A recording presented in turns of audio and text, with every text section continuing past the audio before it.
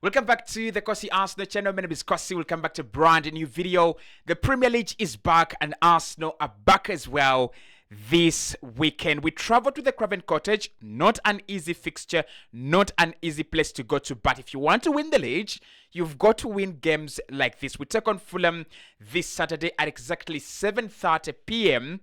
And this is your preview. We've got a few injuries to run into. Mikel Arteta has been speaking about the position of the squad and the health of the players. We've got some good news on Kai Havertz. We've got some bad news on Martin Odegaard as well. But what I want us to talk about really is the importance of this game this weekend as we go into a very tight run of games. December, obviously, we know it. Every single day, you have a game in December. So Arsenal have got to be very careful. You have Crystal Palace coming up. You have Atletico Madrid coming up as well. We've got to be very, very careful in such games. The good thing, the squad is as big as possible. So Mikel Arteta has, a problem every manager would love to have. You have so many players. Everyone is available. Can you do the unthinkable? Hit the like button. Subscribe to the channel as well. I want to know your predictions on this one. Now, I want to be very clear. It doesn't really mean that Arsenal cannot win at the Craven Cottage. We have just not won there in a long time. In the last 2 seasons, Arsenal have not gone to the Craven Cottage and picked up a win. And that is concerning because we always play them around November and December when we struggle. Obviously, the fixtures have been very many. But when you think about the conditions under which Arsenal have been losing or drawing to Fulham, maybe some of those have changed. And my prediction in this game is going to be a 2-0 Arsenal win. That is a little bit too brave because I think Fulham will score. I think they'll find a way. They have a very, very good team. I think their midfield is really, really good. We'll talk about how they set up. We'll talk about why they're so difficult to beat as a team, especially when you go against a team like Arsenal that struggles against the mid-block. But I'm going to go with a 2-0 win for Arsenal. Bukayo Saka and let's go with Victor GYOKEREZ. I mean, he's not scored in a while. He's doing all the right things for me. He's doing many things right. I just don't like his movement inside the penalty area. Outside the penalty area, he's doing marvelous well. But in terms of inside the penalty area, causing a lot of trouble, maybe just make sure that he's occupying the back post. Make sure that he's occupying the center backs in the penalty area. He's not doing that. And if you can maybe do that a little bit better, he might score. So I'm going to go with Victor GYOKEREZ because this is a game that is going to afford him a couple of spaces to run in behind. So maybe utilizes that. And I'm also going to go with Bukayo Saka. In terms of the team news, obviously, we expect to see Piero Hincapié back in the squad. He had a small groin injury, but that should be okay. Kai Havertz, we have some good news, but not really that good. Now, he had a knee injury in August. Obviously, that is why we signed EZE, and that was a very, very good signing. Kai Havertz could return ahead of schedule. That doesn't mean that he's coming back this weekend, but maybe before the year ends, we could see King Kai back in action. And that is balanced with some very, very bad news, which is Martin Odegaard is going to be out for a very long time. Now, this is the kind of game where I don't want Martin Odegaard. I'm going to explain why later on when we get into the tactics and why this game is going to be a little bit easier for us than in the previous two seasons. But this is a game where Odegaard is practically, in my opinion, really useless, and we have seen it in the last 2 seasons.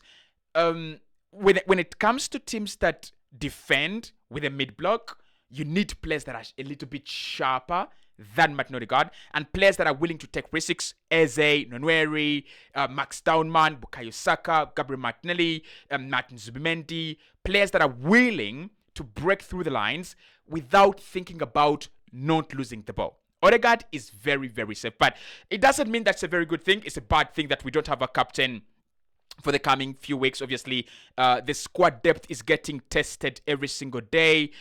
We are going into December. November alone has about 4-5 games.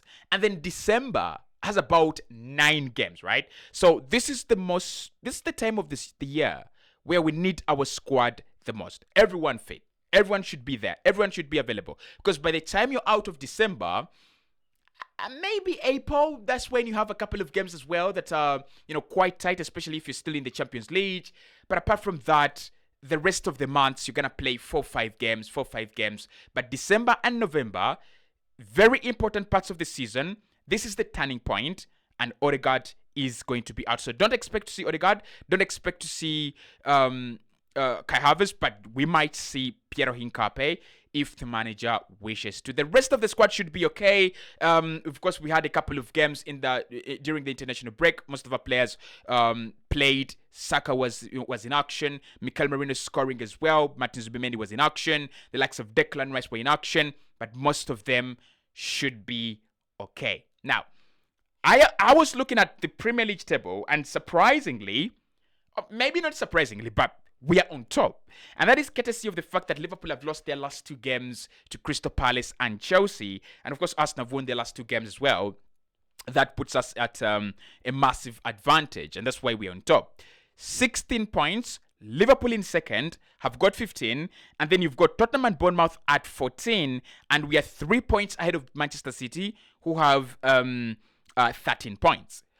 City, for me, are the real threat this campaign until Liverpool stabilize, until Liverpool get everything together, until they start playing well again. City are the real threat. But this is what I want to say. This game is important in terms of building momentum. What Liverpool did last campaign, and I hate Arne Slot for this, the second part of the campaign was a little bit shitty for them. But what they did, they stabilized the first part of the campaign. I think they lost 1 game in the first 19 games, did they? I think it was 1 game, and that was it Palace again? I think it was Palace again. They lost 1 game. So what Arsenal need to do is simple. We've played Manchester City, we have played Liverpool, and we've played Man United. I think we are better than Chelsea. Not an easy game, but we can beat them. Thomas Frank's Tottenham is a much better organized unit, but you can beat them. We can beat them. Can we create a run like Liverpool did last season? My dream is, can Arsenal create maybe a 6, not really 6, like a 9-point difference, at the top of the table? Can we have 9 points between us and the second team? It's 1 point right now. If Liverpool win and we don't, we are off the top. But if we can create a 9-point difference, and it's very, very possible. You look at the run of games Liverpool have, coming up, it's not an easy one. You look at the run of games Arsenal have. You can beat Fulham. We can beat Crystal Palace, honestly, and we can beat West Ham as well. That should be 9 points. And if Liverpool dare lose any, maybe 5 points plus 1, that is 6 points. And maybe Manchester City don't beat Liverpool. Maybe they draw, right? So I think for me, this game is so important in terms of building momentum, but also in terms of Arsenal just going over that emotional block. Because the reason as to why we never win the league, for me, is our performances in November and December.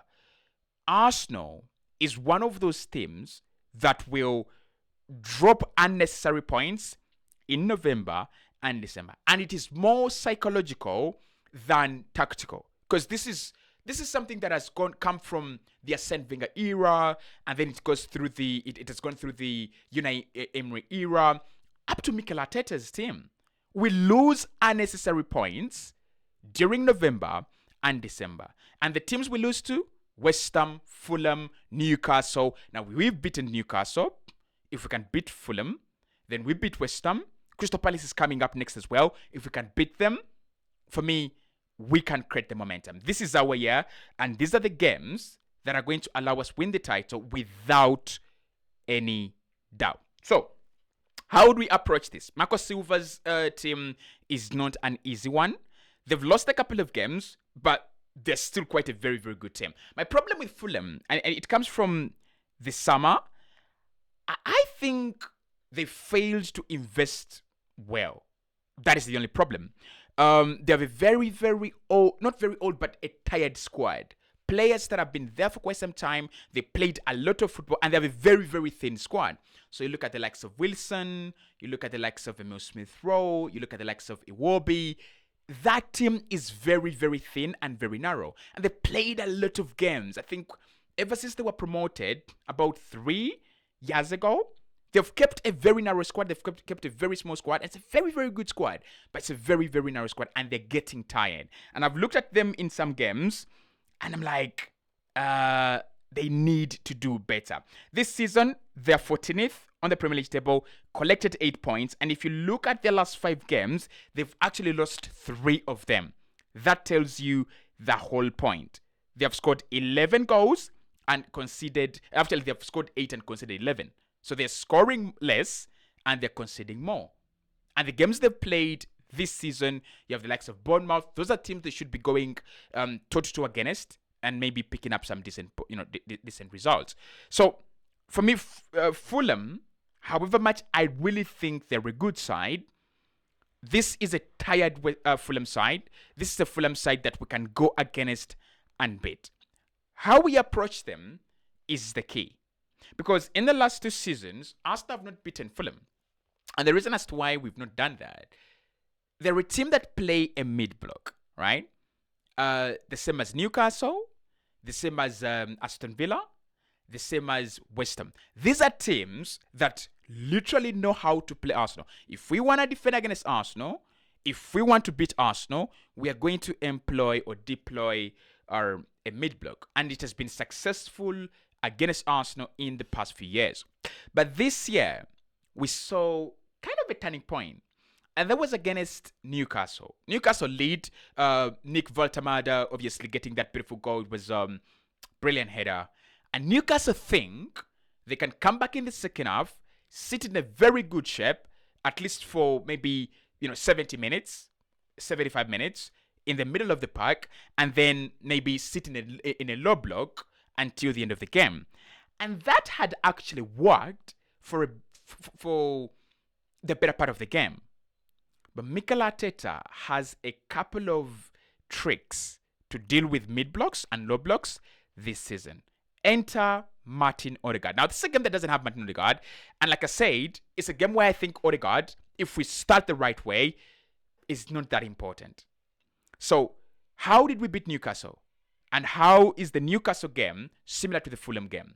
What Fulham are going to do, and what they do very well, brilliantly well, they'll press you in a 4-4-2 mid-block shape where they literally have 10 players behind the ball, and they will not shift their defensive position into their defensive lines. They'll keep it in the middle of the park. What that does is it makes it very difficult for you to create chances that are closer to goal. Whatever happens, there will be that gap between their defensive block and their goal and their goalkeeper. And they've done that very well, and we have struggled to break it down. But when you look at the Newcastle game, obviously, all the goals we scored in that game were corners. And that is not a problem. I think aerially, Arsenal are a more dominant force than Fulham are. So if we want to score goals using corners, we can. So we could use that. But for me, the key player in this game is GYOKEREZ. And the reason as why he's the key player, it is that Manchester City game. It is that Manchester City goal. It is that Gabriel Martinelli goal assist. That is how you beat a mid-block, right? If you have players like Martinelli, if you have willing runners like Trossard, if you have willing runners like Victor GYOKEREZ off the shoulders, off the line, if you have willing runners like Bukayo Saka, they can target that space in behind. All you need is a player or players that can play that ball into space in behind. Enter GYOKEREZ and Martin Zubimendi. That is the reason why I love Martin Zubimendi. That is the reason why I think Zubimendi is a much, improved version of Thomas Partey. Many people are not going to agree to this because Zubimendi is not as, I would say, aesthetic, maybe, as Partey. Partey is, in terms of defensive midfielders, he's quite very, very aesthetic, right? But Zubimendi is a metronome that creates a lot of chances. And that is why I was very excited about him, because Arsenal can then create a lot of chances from deep, and also we can create a lot of chances from the second phase of play as well. And if you have players like EZE, they're willing to find runners, they're willing to find the runs of Saka, they're willing to find the runs of Victor Gyökeres. I think we're gonna target the space in behind. You have Martin Zubimendi, he's willing to play that ball in behind. Fulham are going to find a lot of problems. But so will Arsenal. So the thing with Fulham, they're a very good pressing unit. It's one of the things that have kept them in the Premier League for a very long time. Their press is very coordinated and their press is very, very effective.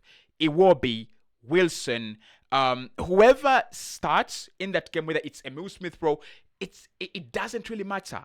It really, really doesn't matter. If you remember last season, one of the reasons why Arsenal really struggled against Fulham, if you just try to recall, we couldn't play out from the back. It's one of the things they do very, very well. So Arsenal have got to be very, very careful, especially now that we have players like Zubimendi.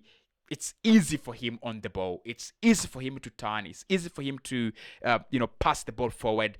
We've got to utilize those abilities. We've got to utilize those technical players that we have in this game. But I think we win.